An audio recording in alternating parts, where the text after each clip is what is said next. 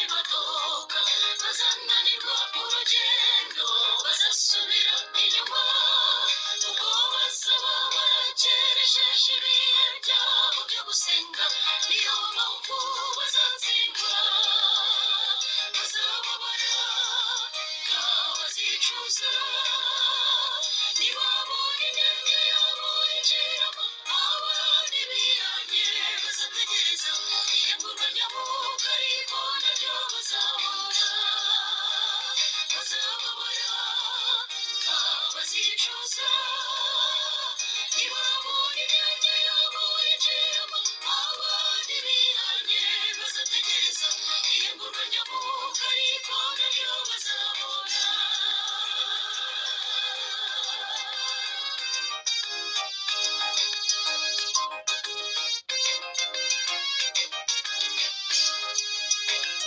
icyo gihe kiri kutwegera igihe cy'umubabaro mwinshi abenshi muri twe bazicwa abandi bazabuzwa ariko nabwo kizaba ari igihe cyacu cyo gusubira inyuma ubugingo buzarindwa bazababara bazicuza ntibabone imyanya yabo yinjiramo abandi bihanye bazategereza ihemburwa ry'amaboko ariko naryo bazabona bazababara bazicuza. muraho nongeye kubasuhuza mu ndamutso y'umwami wacu Yesu Kristo. Uwiteka abaho umugisha. Turagarutse rero kuri televiziyo yacu yo kubabarirwa ibyaha, kwihana ibyaha no kubabarirwa ibyaha, ifite izina rya KK TV Rwanda cyangwa se kwihana kubabarirwa ibyaha TV. Ni uko nguko yitwaye, iryo ni ryo zina twayihaye. Turagarutse rero kuri iyi tariki ya 16 z'ukwezi kwa 12 umwaka w'2023. Amazina ni Balthazar Ndagarutse. N'ubundi tugiye kwiga icyigisho twahaye umutwe uvuga ngo itangiriro ry'akarengane ku isi. Mbafitiye utuvidewo tugufi tubiri ahagana muri za Koreya hafi hariya, ndaza kubereka utwo tuvidewo. nimujye kure murebe uburyo ki abantu batangiye kunyuzwa mu ruganda kandi bagahamya bityo n'abandi bari hirya no hino ku isi bagomba kwitegura, kuko ibihe twagumye kuvuga kera birimo biratwegereza, kandi birasaba kugira imyiteguro myiza ku mukristo wese wamaramaje kandi witeguye gutaha Yerusalemu nshya. Rero ni iby'agaciro ku muntu wese wifuriza mugenzi we amahoro, umwifuriza intsinzi mu by'umwuka, kugira ngo twese hamwe tuzabane mu bwami bw'Imana. Ndabashuje mwese abari mu Rwanda, hanze yarwo, ku isi yose, abakunda ubutumwa bwiza mwese, yambi ndabakunda, kandi Imana nayo iradukunda twese hamwe. Mureke rero tudatinze, mbere y'uko twinjira mu cyigisho neza tubanze twiragize Imana, dusenge. Turagushimye Data wera wo mu ijuru, izina ryawe nirihabwe icyubahiro. Wabanye natwe iminsi itambutse, uracyaturinze, tunyuza mu bikomeye, kandi wemera ko duhura n'ibikomeye kugira ngo udutunganye kandi utuboneze, kugira ngo urukundo rwawe n'imico yawe ukunda igaragare. Turagushimye. Reka muri iki gihe tugezemo cyuzuyemo ibimenyetso bitwereka ko uri bugufi kugaruka kurusha uko mbere ababibonaga bariho, natwe bikaba bidusohoreyeho kandi tubibona, kandi abatubanjirije barabiboneraga kure. Uduhe umwiteguro mwiza wo guhagarara mu mwanya ukwiriye nk'uwo bagenzi bacu batubanjirije banyuzemo. Nibyo tugusabye twizeye ngo ubidukomerezemo, kandi ugumye kudutegura mu buryo bwimazeyo. Mu izina rya Yesu Kristo urakoze, amen.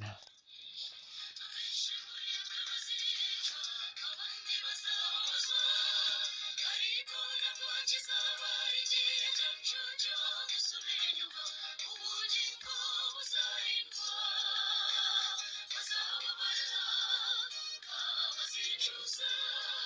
Nari maze kubibabwira, nari maze kubasobanurira ko tugiye kwiga icyigisho gifite umutwe uvuga ngo itangiriro ry'akarengane ku isi. Turahera muri Koreya tuze kureba neza neza uburyo ki abantu batangiye kurenganywa mu buryo busa nk'aho abantu babyita ko ari iby'imikino, ababibona cyangwa se ababikora, ariko ni kuriya biza gake gakeya, kuko nabo barazira ko bahagarariye ukuri, barazira ko ibyo bavuga bashyiramo izina Yesu, bashyiramo ngo twebwe ntago Yesu atwemerera gukora bino, twebwe ntago umwami dukorera atwemerera kujya muri ibi ngibi.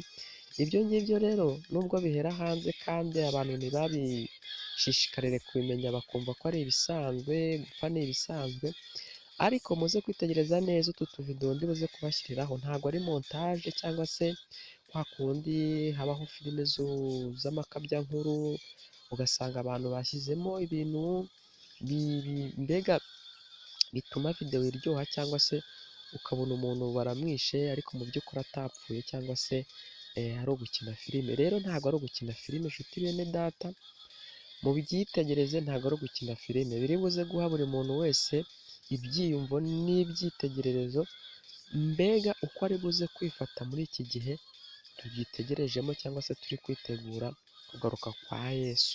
Rero ziriya mbaraga natwe tugomba kuzihabwa mu gihe cyose twazisabye umwami wacu, kuko ntacyo yatwima, buri kintu cyose yarakitwemereye mu gihe cyose tuzaba tugiye ku nshingano yo kugira ute, yo guhamya ibyo twizera mu by'ukuri.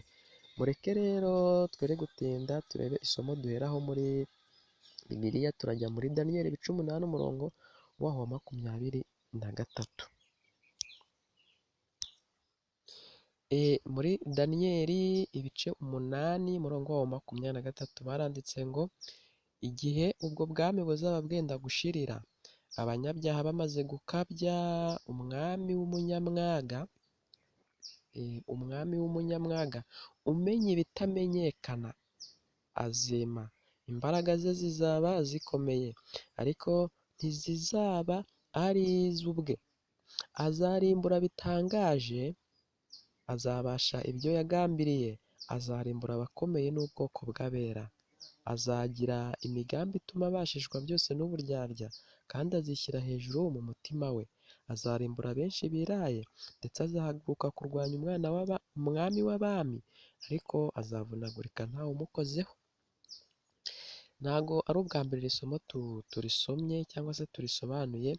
Uyu mwami bari kuvuga aha ngaha ni ubutegetsi bwa kane, cyangwa se ya nyamaswa ya kane dusanga muri Daniyeli no mu byahishuwe dusanga ko ni ubutegetsi buzaba buhagarariwe n'ibihugu byihurije hamwe mu kurwanya ukuri, cyangwa se mu gushyira mu bikorwa ikinyoma kizaba gihagarariwe na Satani, cy'uko isi yahinduye umunsi w'ikiruhuko kugira ngo isi ibone amahoro, kugira ngo ihindagurika ry'ikirere ryongere rigaruke mu buryo, kugira ngo intambara zishire, kugira ngo inzara igabanuke, indwara ni uko nguko. Rero bazemeza neza ko ubu bwami buzaba buyobowe na Leta Zunze Ubumwe za Amerika, Roma n'ibindi bihugu byinshi bizaba bishyigikiye ikinyoma. Bavuga ngo bazemeza neza ko isi ishyizwe mu mahoro, ariko binyuriye mu kigeragezo giheruka cy'isabato y'ikinyoma, ari wo munsi wa mbere wa sabato, cyangwa se dimanche Sunday. Ibi ngibi twabivuze kenshi, ntabwo ndabitindaho, ahubwo mureke twongere tujye mu byahishuwe, mbere y'uko ndi buze kubasomera amagambo make y'umujakazi w'Imana yabonye, cyangwa se yahanuye mbere y'uko Satani agira ate, mbere y'uko Satani atunguka ku bicu, cyangwa se yigana kugaruka kwa Yesu ku nshuro ya kabiri. Mureke tujye mu byahishuwe ibice 17, murambure mu byahishuwe ibice 17 mbabwire amagambo yaho turi buze guhita tuyahuza neza. Baranditse ngo ni mu byahishuwe ibice 17 umurongo wa 9. Baranditse ngo aha niho hakwiriye ubwenge n'ubuhanga, iyo mitwe 7 niyo misozi 7 uwo mugore yicaraho, kandi niyo bami 7, 5 baraguye, umwe ariho undi ntaraza, kandi nazaza aba akwiriye kumara igihe gito.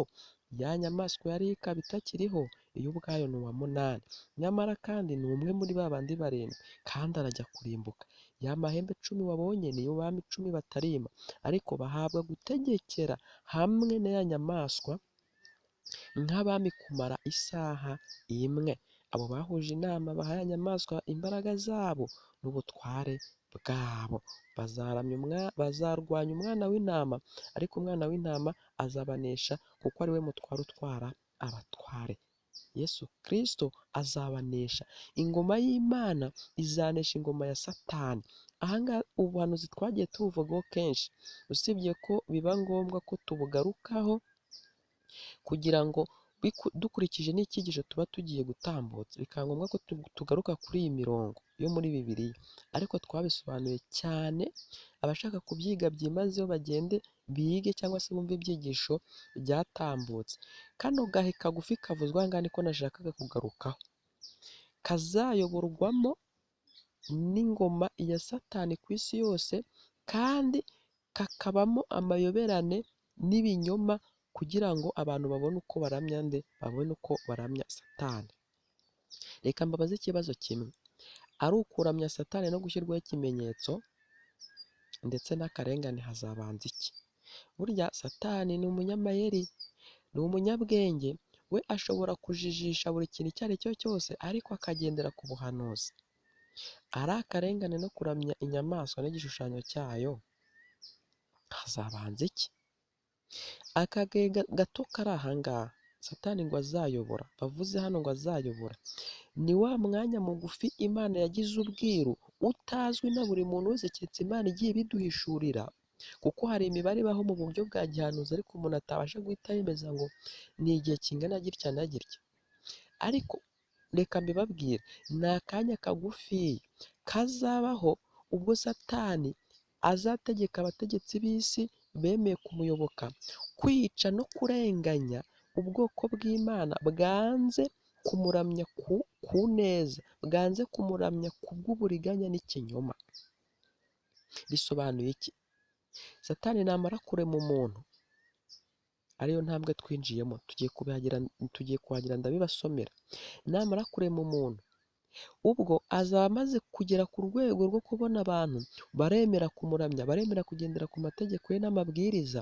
Ubwo bivuze ngo azaba amaze kubona abayoboke bazajya bamwumvira, hatabayeho kubinginga no kubayobya no kubigisha ibinyoma, ahubwo bagakora ibyo bategetswe, kubera ko bazaba ari porogaramu cyangwa se ubwenge bwabo buzaba bwaramaze gushyirwa ku ikoranabuhanga.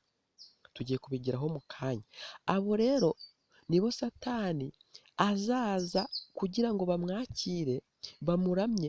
Noneho abandi bazaba banze kugendera mu binyoma bye mu buryo busanzwe cyangwa se butarimo akarengane, noneho ntibazarenganya. Akarere niko gahe kagufiya kavuzwe aha ngaha, kazabamo impfu nyinshi, ari nako gahe kagufiya gasoza Satani azahatira isi yose kuruhuka umunsi w'ikinyoma, ari wo wa Sabato, cyangwa se ariyo Sabato y'ikinyoma, umunsi w'icyumweru, cyangwa se Sunday, Dimanche, tubivuge neza. Mureke turebe amagambo ngiye kubasomera mu gitabo cyiswe ngo Inyandiko z'ibanze. Ni igitabo cyanditswe na Ellen White. Hari abantu bemera ubuhanuzi bw'uyu mudamu cyangwa se umujakazi w'Imana, hari n'ababuhakana, ariko ukuri kuzivugira. Kandi uko isi izajya igomya kwinjira mu kinyoma, niko ukuri kuzajya kurushaho kurabagirana. Bivuze ngo abazajya baza bakwakira bazajya bahabwa imbaraga yo kukugenderamo no kugushikamamo, abakwanze barushaho kujya kure y'ubwiza bw'Imana. Mureke mbashakire aya magambo noneho tuyasome, ntabwo turatinda. Ndaza guhita mbashyiraho turiya tuvidewo kugira ngo abantu batangire bamenye kandi bitegure ibigiye kubaho. Hagati y'umwaka w'ibihumbi 2024 n'umwaka w'ibihumbi 2026, abakristo batuye ku isi yose bagomba kwitegura ibintu bikomeye bidasanzwe bigiye kubaho mu mateka y'isi, kuva isi yagira ite? Yaremwa. Kuva isi yagira ite? Kuva isi yabaho. Ibintu Daniel ubwo yabonye akarira agahungabana, yarabibonye kubera kugira ubwoba abona ko nta muntu uzabirokoka, ararira. Biba ngombwa ko marayika agaruka kugira ute, kumusobanurira bundi bushya, kuko yari yagize ate, yari yabyibagiwe. Ibi rero nibyo ngiye kubasomera, ibi nibyo ngiye kubabwira byateye abahanuzi ba kera kubibona bikabatera umubabaro, babona ko nta muntu wo ku isi uzabyihanganira. Nimwihangane gato mbashakira ayo magambo, noneho nayo agire icyo adufasha. Ya magambo ndayabonye, mureke noneho nyashyire kuri ekara ya televiziyo. Ni duto tunyuguti ariko ndayabasomera nta kibazo. Ni mu nyandiko z'ibanze umujakazi w'Imana Ry'Akarengane White ubwo yari kwerekwa ibyo mu minsi y'imperuka, cyangwa se twenda kugera ku musozo. Reka mwiyumvire. Nabonye ko Satani afite abantu akoreramo mu nzira nyinshi. Yakoreraga mu bagabura baretse ukuri maze bakirundumurira mu buyobe bukomeye ngo babwizere, bityo bazarimbuke. Igihe babwirizaga cyangwa basenga, bamwe bagwaga hasi batentebutse, nyamara bidatewe n'imbaraga ya Mwuka Wera, ahubwo biturutse ku mbaraga ya Satani. Yahaga abo bakozi be maze nabo bakazigeza mu bantu. Igihe babwirizaga, basengaga cyangwa baganira. Reka wumve none amagambo nashakaga hano hepfo. Baravuze ngo abadivantisite ku izina, bamwe bari baranze ukuri kw'iki gihe, bakoreshaga uburyo bwo gutwara abantu ubwenge nk'ababateye ikinya kugira ngo babone abayoboke, ndetse ibyo abantu barabyishimiraga kuko batekerezaga ko bivuye kuri Mwuka Wera. Mureke dukomeze, hari amagambo meza cyane nshaka kubagezaho ari hano hasi. Baravuze ngo nubwo bamwe babikoreshaga bari kure cyane mu mwijima w'icuraburindi no mu bushukanyi bwa Satani, ku buryo bibwiraga ko ari imbaraga z'Imana bahawe ngo babikore, bari baramaze kwibwira ko bahwanye n'Imana kandi ko imbaraga zayo bazihindura ubusa. Kubera gukorerwamo n'imyuka mibi, cyangwa se ya myuka y'ibikora ibitangaza bimwe ubona ko bitanashoboka. Icyo gihe bari bamaze kugera ku rugero rwo kwizera ko n'Imana itakibafiteho ububasha, ko bayihindura uko bishakiye. Reka twumve hano hepfo. Umuntu yaremwe mu ishusho y'iki? Y'Imana. Reka mwumve hano hepfo. Bamwe muri aba bakozi ba Satani banduzaga imibiri ya bamwe mu bera, abo batashoboraga gushuka cyangwa se ngo babateshure ku kuri, bakoresheje imbaraga za Satani. Ni ukuvuga ngo abo batashoboraga gushukisha ikinyoma cyabo cyangwa ngo babyizere bakoresheje imbaraga za Satani n'ibitangaza n'ibimenyetso byose, bifashishaga imiti, inshinge, ibinini mu kwanduza imibiri y'abera, kugira ngo bahindure ubwenge n'imitekerereze ya muntu, abashe kuramya no kwakira ikimenyetso cya Satani ku neza. Ubwo harimo abantu bahabwaga imiti y'uburozi itica ngo umuntu ave ku isi apfe burundu, ahubwo ihindura umuntu uko Imana yamuremye, agasigara atazi gutandukanya, guhitamo icyiza n'ikibi, atazi gutandukanya ngo kino ni cyiza, kino ni kibi, ahubwo agasigara agendera ku murongo umwe, kuko aba afite umuntu umuhitiramo, umutekerereza, ariyo sisiteme y'ikoranabuhanga yande iya Satani. Ibi byatangiye mu mwaka w'ibihumbi 2020. Bigomba gusorezanya urugendo hamwe no kuramya inyamaswa mu buryo bugaragara kandi bw'agahato. Reka twumve hano hepfo. Iyo abantu bose bashoboraga kubibona nk'uko Imana yabinyeretse, Ry'Akarengane White, kugira ngo bashobore kumenya byinshi ku mayeri n'ubushukanyi bya Satani, baba maso.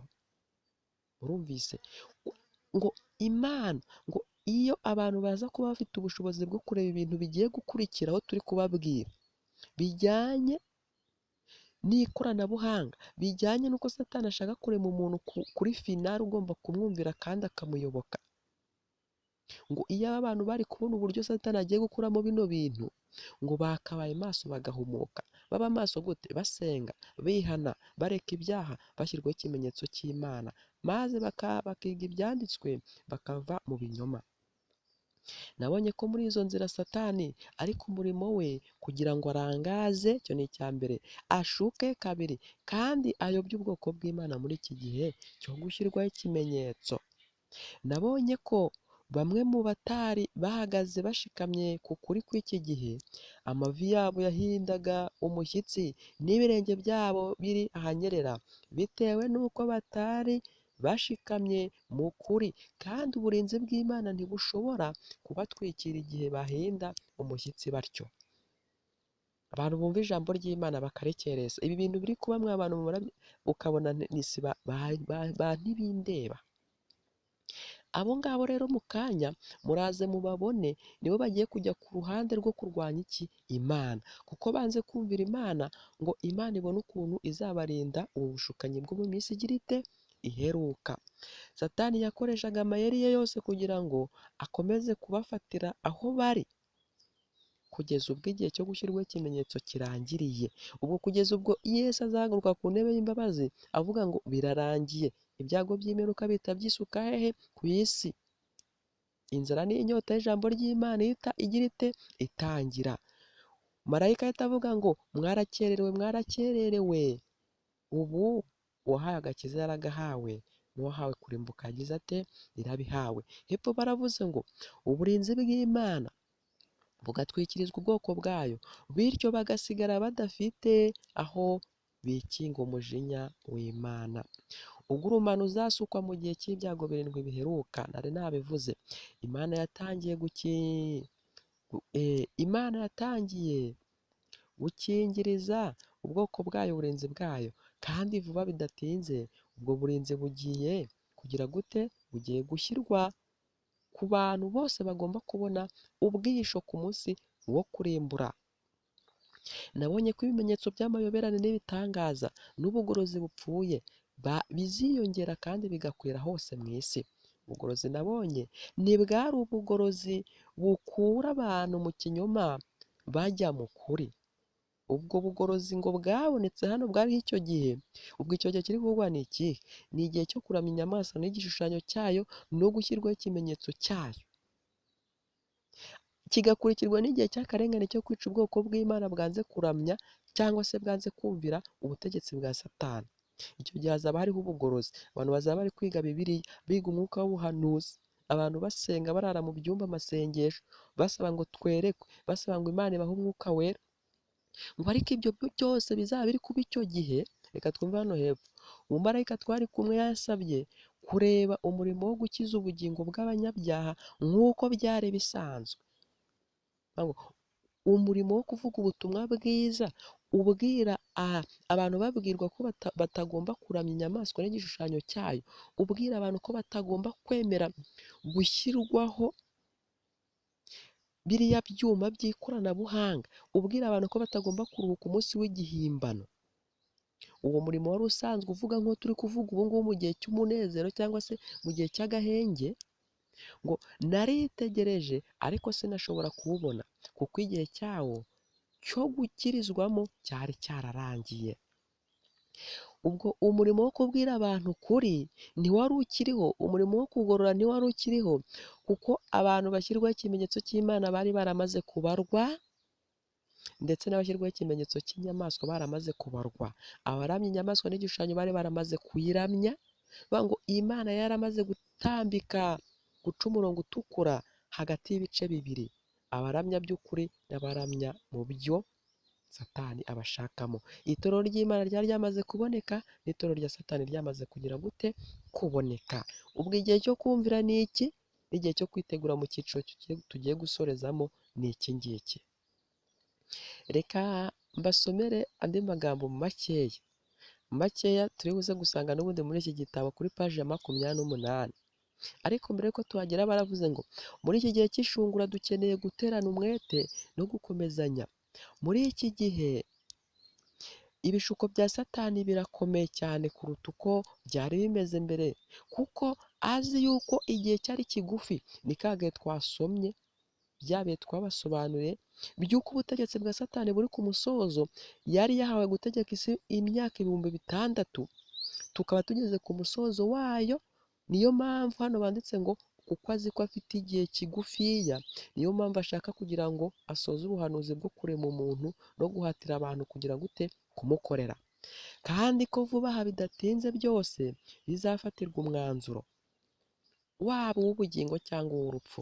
Ntabwo ubu ari igihe cyo guheranwa no gucika intege n'ibigeragezo. Tugomba kwihanganira imibabaro yacu yose kandi tukiringira byimazeyo Imana ya Yakobo ari ishobora byose. Imana yanyeretse ko ubuntu bwayo buhagije mu bigeragezo byacu byose. Amen. Kandi nubwo byaba bikomeye cyane kurusha uko byari bimeze mbere, nyamara niba twiringiye Imana by'ukuri dushobora gutsinda. Amen. Ibishuko byose kandi ku bw'ubuntu bw'Imana tubisohokamo tunesheje mu izina rya Yesu. Nidutsinda ibigeragezo duhura nabyo kandi tukanesha imitego ya Satani, mubyumve neza, tuzihanganira kugeragezwa ko kwizera kwacu, tuzihanganira kugeragezwa ku kwizera kwacu, kuko ari iby'igiciro cyinshi kurusha izahabu. Bityo tuzaba dukomeye kandi twiteguye neza guhangana n'ibizakurikiraho. Nyamara nituramuka ducitse intege maze tugaha urwaho ibishuko bya Satani, tuzarushaho kuba abanyantege nke, maze bitume duhabwa ingororano z'ukugeragezwa kwacu, ndetse ntituzaba twiteguye neza gutsinda ibizakurikiraho. Bityo rero tuzarushaho kugenda ducika intege kugeza ubwo tubaye imbohe za Satani nk'uko abyifuza. Tugomba rero gutsinda buri kigeragezo cyose kije muri iki gihe cy'umutekano cy'agahenge, kugira ngo n'ibizakurikiraho tuzabashe kugira dute kubitsinda. Nibitaba ibyo ngibyo, nutsindwa na gatoya ntuzabasha gutsindwa n'igikomeye cyangwa se n'ikirushijeho kuba kinini. Ubu abantu bari gutegereza igihe cy'akaga ngo nibwo bazihana, ngo nibwo ngo bazagira kwizera. Maze kubasobanurira ko akarengane kazaza nyuma yo gushyirwaho ikimenyetso cya Satani no kuramya Satani. Bivuze ngo abantu bari gutsindwa n'ibigeragezo no gusura k'ubuhanuzi bw'ibi bihe turimo ubu ngubu bakanga kwemera ukuri, ibigiye gukurikiraho n'ubundi bazahagarara mu kinyoma, kuko banze guhagarara mu kuri igihe Imana yabashakiragamo. Reka mbarebera andi magambo hano muri kino gitabo n'ubundi turi gusoma, kugira ngo arusheho gufasha abantu bategereje kugaruka kwa Yesu by'ukuri.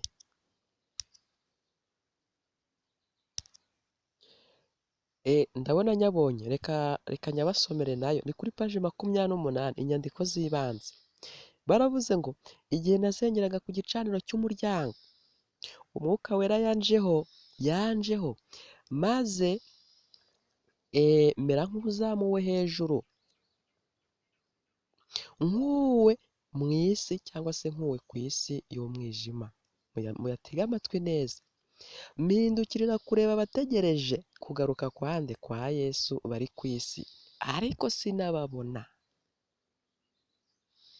Ahangaha muhashyireho akadomo ngo Elina White yongera kwereka abo mu gihe cy'iminsi y'imperuka, abo mu gihe cy'inyamaswa ya kane, abo mu gihe cy'igishuko cy'umunsi w'igihimbano bategereje kugaruka kwande kwa Yesu ku nshuro ya kabiri.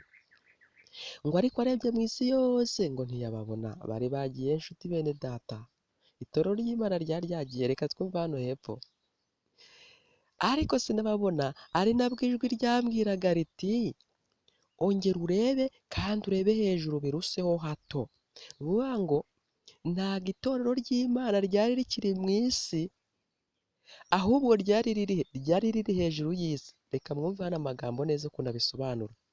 Ongera urebe hejuru ho gato kandi wongere urebe hejuru y'isi bisumbyeho. Nyasubiremo ndavuga uko bitari. Ariko sinababona, ari nabwo ijwi ryambwiraga riti ongera urebe kandi urebe hejuru biruseho hato. Numvise ibyo nubura amaso, mbona inzira igororotse kandi ifunganye iturutse ku isi. Ako kayira niko abategereje banyuragamo berekeza mu murwa wari ku iherezo ry'iyo nzira. Inyuma yabo ku itangiriro ry'iyo nzira hari umucyo urabagirana ubamurikira. uwo mucyo marayika yambwiye ko ari urusaku rwa mu gicuku, ari bwa buhanuzi bwasohoye mu mwaka w'1844. reka amagambo nyasubireho gatoya. Elina White ngongeye kwerekwa ngo abategereje kugaruka kwa Yesu, bivuze ngo yongeye kwerekwa itorero ry'Imana ngo arebe mu isi y'isora ry'ubuhanuzi bwaho Satani yari ari kurema umuntu, ahindura umuntu Imana yaremye. Ngo Elina White ngo ntago yigeze abona n'umuntu n'umwe mu isi. Bari bagiye rero, itorero ry'Imana ryari ryagiye, ntago ryari rikiri mu isi, ahubwo ryari riri hejuru y'isi. Aha turabisobanura neza. Ni ukuvuga ngo ntago bari bacyemera amahame n'amabwiriza isi iri gutanga, ahubwo bo bari bahisemo kwitandukanya n'isi. Ntibayivamo kubw'umubiri, ahubwo bayivamo kubw'umwuka, bakomeza urugendo rwabo rugana hehe? Mu ijuru. Twabisomye mu magambo abanza, aho bamwe bahatirwaga kwinjizwamo uburozi mu mibiri yabo kubw'uko babaga banze kuramya cyangwa se kwemera amabwiriza ya Satani. Bivuze ngo itorero ry'Imana ryari riri ku isi, ariko mu mvugo y'umwuka ntiryari rikiriho, ahubwo ryo ryari rifite amahame y'ukuri rikiri kugendera ku mategeko 10 ndetse n'aya mahame twabasobanuriye agenga itorero ry'Imana. Ako kayira kagororotse Elina White yeretswe ahangaha, n'ubundi ni akayira, ni imibabaro, urumva kari gafunganye kandi kagororotse. Ngo ni imibabaro baba bari gucamo n'ibigeragezo, ariko bakihangana n'ubundi bakagomya gutegereza no gushikama ku masezerano bari bahawe n'Imana. Ibi tugumya kubisoma ngo ni iby'ahazaza, ubu twabikandagiyemo. Abantu bari mu isi, muri mu isi mumara iki? Ngo mutegereje Kristo kandi muri mu isi? Oya, mugomba kwitandukanya n'isi. Iby'isi iri kudusaba, amabwiriza iri kudusaba, ntago ari ay'ukuri, ahubwo nayo kutwinjiza mu cyiciro giheruka cyo kuramya Satani, cyo kuzashiduka twarashyizweho ikimenyetso cya Satani, cyo kuzashiduka twaramaze kuramya gupfukamira Satani.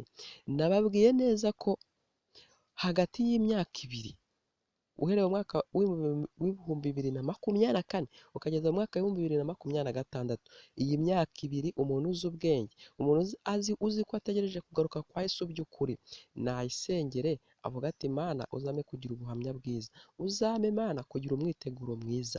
Bitabaye ibyo ngibyo urasigaye, uratakaye, ugiye kuba uw'umwijima. Simbibifuriza mwese, mbifuriza kuba b'umucyo, mbifuriza gutaha Yerusalemu inshyashya. Hari andi magambo make ngiye gusoma tugasoza. Ntabwo uyu munsi ndatinda, nkahita mbereka twa tuvidewo 2, nkabereka uburyo ki Satani ari gutoza abantu be gutangira kurenganya abantu mu buryo bw'ibanga. Hari ibihugu byinshi byamaze kwimakaza amategeko cyangwa se itegeko nshinga rirwanya iby'Imana, uhereye kuri uhereye kuri A kugeza kuri Z. Aba rero mubasengere. Twebwe mu bihugu byacu ntibirahagera, ariko biri gusurera, ariko abandi akarengane bamaze kukinjiramo, nubwo bategereje agaheruka k'isabato cyangwa se ko gushyirwaho ikimenyetso ko kuruhuka umunsi umwe, ariko abandi bo batangiye kukinjiramo. Utu tuvidewo ngiye kutubereka mu kanya gatoya, mbere y'uko ndibuze kubasomera andi magambo makeya, noneho tugahita tugera ku musozo w'icyigisho. Uwumva araba yumvishe, n'uwitegura araba yamaze kugira ate? Kwitegura.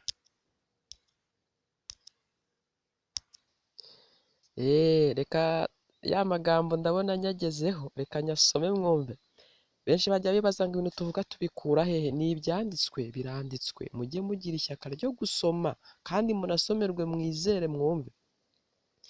Njya nkunda kubabwira iby'inama izaba mu mwaka w'2025. Igihe kinini Satani akora inama n'abadayimoni be, ariko iyi yo ni iy'umwihariko. Mwibuke ndi kubigisha amategeko 10 ya Satani. Iyi ni iy'umwihariko, niyo kwitegura kugaruka kwa Satani, niyo kwitegura kwima ubutegetsi bwa Satani muri cya gihe cy'isaha 1. Nk'abantu mwe, ni igihe cyo kwitegura kwakira Satani mu kuyobora isi muri cya gihe kingana n'isaha 1, igihe cya gihanuzi. Isaha 1 ifite ikintu isobanuye, ni agahe kagufi katari kamenyekana. Imana nigenda ibishura, tuzabibara neza, tuzabibabwira. Ariko mbere y'uko tugera kuri ibyo, baravuze ngo hanyuma y'ibi, ni muri cya gitabo cyitwa inyandiko z'ibanze n'ubundi kuri paji hafi 152, baravuze ngo hanyuma y'ibi nabonye Satani ajya inama n'abamarayika be. aha reka nyasome neza. Hanyuma y'ibi nabonye Satani ajya inama n'abamarayika be, maze bagenzura ibyo bagezeho. Ndasubiremo gato. Hanyuma y'ibi nabonye Satani ajya inama n'abamarayika be, maze bagenzura cyangwa se bagenzura ibyo bagezeho. Mu by'ukuri kubera gutinya gupfa, bari barabujije abantu bamwe b'abanyabwoba kwakira ukuri, ariko kandi abandi benshi muri abo bari barakiriye ukuri, maze kuva ubwo ubwoba bwabo no kwanga kwigaragaza bibavamo. Ubwo aba biboneraga uburyo abavandimwe babo mu kwizera bapfaga, kandi bakitegereza gushikama no kwihangana bafite, bamenyaga ko Imana n'abamarayika bayo ari bo babafasha kwihanganira iyo mibabaro, maze nabo baratinyuka kandi bashira ubwoba, bifatanya n'Imana, bifatanya nabo mu karengane, mu izina rya Yesu nabo batsinda urugamba.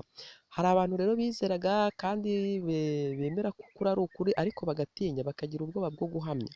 Aba bantu rero baje kubona urupfu bene wabo bari gupfa, bagenzi babo, mukuru wawe uburyo bamwishe, mushiki wawe uburyo umugabo wawe, umugore wawe, umwana wawe, ugatekereza uburyo ki baraye bamwishe, bamubambye, bamutwitse, bamuciye igihanga nk'ibyo ngiye kubereka mu kanya gatoya. Nyuma yaho baza kubona ko iyi mbaraga idasanzwe, baje kubona ko iyi mbaraga iva ku Mana ari yibaha kwihangana no guhamya no gutinyuka urupfu. Ahangaha ariko turasomye ngo nyuma abadayimoni bamaze gukora inama, iriya nama rukokome y'abadayimoni na Satani umutware wabo. Icyakurikiyeho muracyumvise, ibyabayeho nibyo bizongera kubaho. Habaye impfu zikomeye cyane, n'ubundi zigiye kongera zibeho.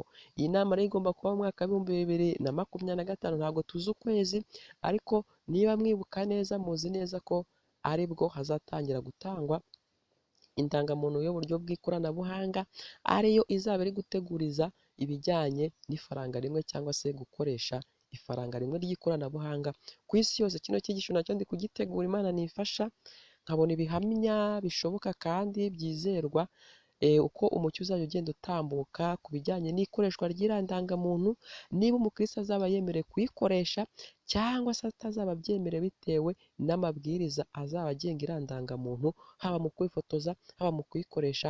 Ubwo byose Imana irimo kubidutegurira, ntitubasha kuyibona, Imana ikatwemera ko tubishyira hanze ari ukuri, tuzabibamenyesha. Mureke rero Yesu Kristo aduhe kwitegura, aduhe kugira imyiteguro myiza, kugira ngo twese twere kuzatungurwa, kugira ngo twere gutinya ubugome, twere gutinya kurenganywa, nyamara duharanire gushyira imbere ukuri, kuko ukuri niko kuzaduha gutaha muri Yerusalemu nshya. Nababwiye ko uko tugenda dusatira umusozo w'isi, amateka yo gushyirwaho y'ishyirwaho ry'ubwami bw'Imana, Imana izajya igenda yishyura umucyo wayo gahoro gahoro, kugeza ubwo izabwira abana bayo isaha n'umunsi wo kugaruka kwe kwande kwa Yesu. Nyamara ubu ngubu abantu benshi bagenda bahwihwisa bamamaza ngo uwo munsi naho yaba nde, naho yaba marayika, oya, Imana ntabwo ibeshya, ahubwo yo igenda izigamira ubwoko bwayo umucyo ndetse n'inkomezi mu rugendo. Reka mwumvire hano, n'ubundi ni mu gitabo cy'inyandiko z'ibanze, paje n'ubundi hafi 28, baravuze ngo aya magambo agiye kuvugwa hano ni aya rya tsinda ry'abategereje, ariko rinaho ataryeretswe mu isi aribura, none hasabwa kongera kureba hejuru y'isi abariho aribona, kandi ngo riri hehe? Riri mu nzira ifunganye kandi igororotse. Reka mwumvire iby'iri tsinda rero. Bidatinze twumva ijwi ry'Imana rimeze nk'amazi menshi asuma, maze iryo jwi ritubwira umunsi n'isaha Yesu azagarukiraho. Ibi ngibi ntabwo ari njye ubivuze nshuti, iri ni iyerekwa umujakazi w'Imana yahawe kandi ryunga ubumwe na Bibiliya ntaho ryigeze ritandukira, keretse ababijyamo bakabyizera uko bashatse, bagashakamo ibinyoma n'ibihamya bipfuye bakabisobanura uko bo babishaka, ariko ibiba byanditswemo byo ni ukuri. Ndayasubiramo, aya magambo yabwiwe ba bantu batari bakiri mu isi mu by'umubiri, mu by'umwuka, ahubwo baba barimo mu by'umubiri, ariko mu by'umwuka baramaze gutaha Yerusalemu bategereje kugaruka kwande kwa Kristo. Aba ni ba bantu bari banze amabwiriza n'amahame isi iri gushaka ko abantu bagenderaho. Aba ni ba bantu baba bari kurwanya kuremwa bundi bushya hifashishijwe ikoranabuhanga rya Satani, hifashishijwe kugura no kugurisha, hifashishijwe ubundi buryo ubwo ari bwo bwose, haba kuramya, haba kuruhuka umunsi w'igihimbano. Ni aba ngaba. Aba ni ba bandi bari bamaze kurokoka gucika ku icumu, bagomba gutaha ijuru badapfuye. Reka wumve, bidatinze twumva ijwi ry'Imana rimeze nk'amazi menshi asuma, maze iryo jwi ritubwira umunsi n'isaha Yesu azagarukiraho. Amena. Ubu twababwira ngo ubutegetsi bwa Satani bw'imyaka 6,000 yahawe gutegeka isi bugeze ku musozo. Ati wowe warasaze. Ati nta nubwo uwo munsi nta muntu uwuzi. Njye se nigeze mbabwira umunsi wo kugaruka kwa Yesu? Njye ndi kubaha ibimenyetso byerekana ko Yesu Kristo ari hafi. Tugahera ku cy'imyaka 6,000 tugasanga yaratangiye iki gihe n'iki, izasoza kino gihe n'iki. Nibyo ngibyo nababwiye nshuti bene data. Reka nkomeze amagambo hepfo gatoya, mujye mwihangana. Abera bari bakiriho bagera ku 144,000, Bibiliya irabivuga. Bamenya kandi basobanukirwa n'iryo jwi. Murumvise neza? Mu gihe abanyabibi bo bibwiye yuko ari uguhinda kw'inkuba n'igishyitsi cyinshi. Bivuga ngo Imana hari uburyo yavuganagamo n'ubwoko bwayo, noneho abatayubaha nabo bakagira ngo ni ibindi biza biza, ni ibindi bintu biri gutambuka mu isi. Umurabyo warabya, ubwoko bw'Imana bukumva ikigiye kuba. Abandi bo bakagira ngo ni gutya na gutya. Nguko ukuntu Imana yatandukanyije itorero ry'Imana n'irya Satani. Hepfo, ubwo Imana yavugaga iby'igihe cyo kugaruka kwa Yesu, yadusutseho Mwuka Wera, maze mu maso hacu hatangira kurabagiranishwa n'ikuzo ry'Imana, nk'uko Mose yari ameze ubwo yamanukaga umusozi wa Sinayi. Reka nsoze. Babana 144,000 bose bari bashyizweho ikimenyetso kandi bunze ubumwe rwose. Ku ruhanga rwabo hari handitsweho Imana ya Yerusalemu nshya, kandi hariho n'inyenyeri irabagirana iriho izina rishya rya Yesu. Igihe twari tunezerewe turi mu mwanya wera, b'abanyabibi baraturakariye kandi bashakaga kudusumira ngo batujugunye mu nzu y'imbohe. Ubwo nibwo natwe twazamuraga amaboko yacu mu izina ry'Uwiteka, maze ababi bagwa hasi barambaraye batagira ubaramira. Ubwo nibwo abo mu isinagogi ya Satani bamenye ko Imana yadukunze, twebwe abashoboraga kozanya ibirenge kandi tukaramukanya na bene data mu ndamutso yera, maze bikubita ku birenge byacu baramya Imana. Ariko ubushobozi bwo kubakiza bwari bwavuyeho. Imana ntiyari ikibitayeho, ahubwo bo bikubise hasi kubw'ubwoba no kubona bya 144,000 byambaye icyubahiro cy'Uwiteka. Abari bafite imbunda, abari bafite ibisasu, imihoro, byose bagiye kubona mu ntoki zabo bihindutse ibyatsi, bihindutse ibishara.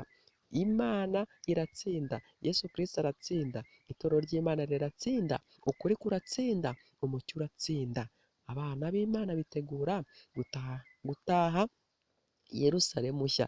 Mwumvise finali y'intambara ikomeye hagati y'icyiza n'ikibi. Mwumvise finali hagati ya Satani n'Imana, hagati y'inyamaswa ya kane yo mu byahishuwe na Daniyeli, ya buriya butegetsi bwa Leta Zunze Ubumwe za Amerika bushyigikiye ikinyoma na Roma. Mwumvise iherezo ryayo ni ribi, ni bibi. Mureke rero duhitemo ukuri, mureke duhitemo icyiza. Uruhande rwiza ni urutsinda, nta rundi, ni urwa Yesu, ari rwo ruhagarariwe n'ukuri cyangwa se itorero ry'Imana. Mureke rero dusoze mbere ziriya videwo ebyiri, kandi mwese mushishikarira kubwirana inkuru nziza y'uko turi hafi gutaha i Yerusalemu nshya. Adventists, Abadivantisite umunsi wa karindwi, in many countries today, mu bihugu byinshi uyu munsi, are giving their lives and being persecuted. Bari kwamburwa ubuzima bwabo kandi bakarenganywa. Today, uyu munsi, their churches are being burned. Amatorero yabo arimo gutwikwa. Some of them with all the members inside. Amwe agatwikwa, abizera bose barimo imbere. Some are being crucified and burned. Abandi bari kubambwa nyuma bagatwikwa. Africa is filled with persecution of Christians. Kandi muri Afrika naho huzuyemo akarengane k'Abakristo. North Korea, Korea y'Amajyaruguru, even here in South America, some countries. Ndetse na hano muri bimwe mu bihugu bya Amerika y'Amajyepfo. In the Middle East, mu burasirazuba bwo hagati, Christians are being killed left and right. Abakristo bari kwicwa iburyo n'ibumoso. This man was tied to a cross and a bullet in the head. Uyu mugabo yarabambwe barangije bamurasa mu mutwe. Where can you go except on your knees? Mbese ni hehe wajya uretse ku mavi yawe? Daughters, sons and daughters kidnapped. Abakobwa n'ababyeyi bari gushimutwa. Wives, men killed. Abagabo n'abagore nabo bakicwa. Sold into slavery. Abandi bakagurishwa nk'abacakara. These men are about to be beheaded for being Christians. Abangaba bari bagiye gucibwa imitwe kubwo kuba ari Abakristo. Their throats are cut and their head cut off. Batemwa amajosi hanyuma bagacibwa imitwe.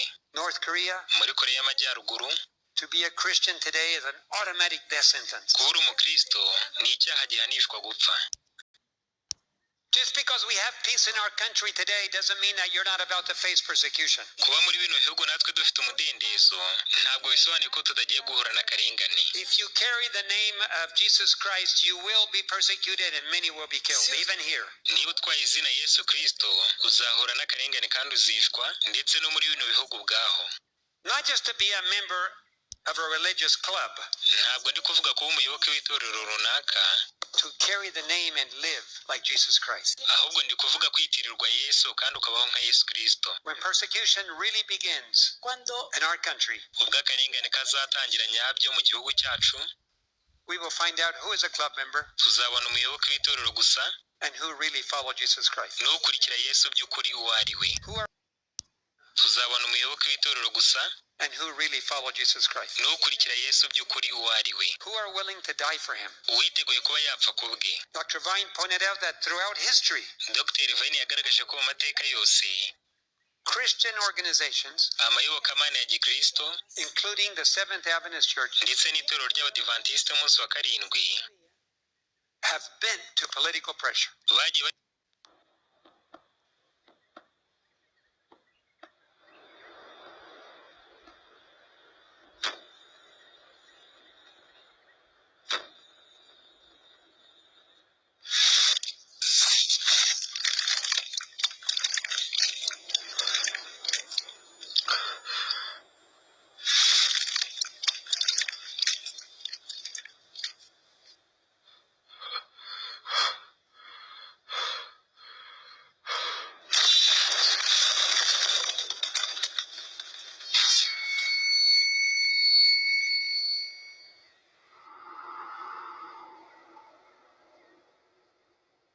Ibi ni byo nababwiraga, hariya ntabwo, nubwo biteye ubwoba bibabaje, ariko ntabwo zirari montage, ntabwo ari filime y'amakabyankuru bafashe, ahubwo ni ukuri kuri kuba kandi kugiye gukomeza. Mubirebe neza mubyitegereze, nubwo biteye ubwoba, ariko abantu bagomba kubibona kuko bazabicamo. Abakristo bagomba kubyitegura kuko nabo bazagira bate, bagiye kubicamo vuba aha ngaha.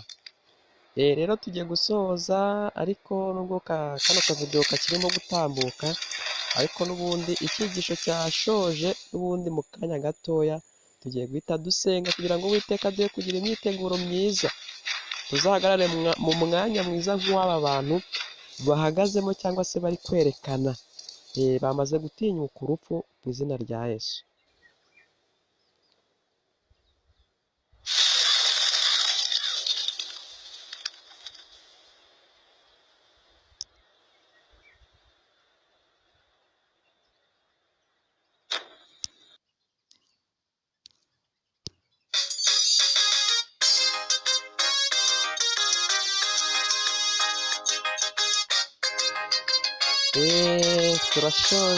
turashoje uwiteka yaturinze kandi yaduhaye imbaraga, kandi tunamwigize ngo adufashe gutinyuka kuzatambuka muri ibi ngibi byose neza turi kureba. Mureke twubahe Imana, dusenge kandi uwiteka ahabwe icyubahiro. Wakoze data wera wo mu ijuru, wabanye natwe kandi no minota yose tumaranye twize iby'ingenzi washatse kutumenya. Uduhe rero ko bidushikamamo mu mutima yacu, bigume mu mitima yacu, ijambo ryawe ridutunganye, kandi Mwuka wera adutahemo, adutinyure guhamya no kuvuga ukuri n'ibyo twiringira, maze uzaduhe gutaha Yerusalemu nshya dutahanye intsinzi, mu izina rya Yesu Kristo urakoze, amena.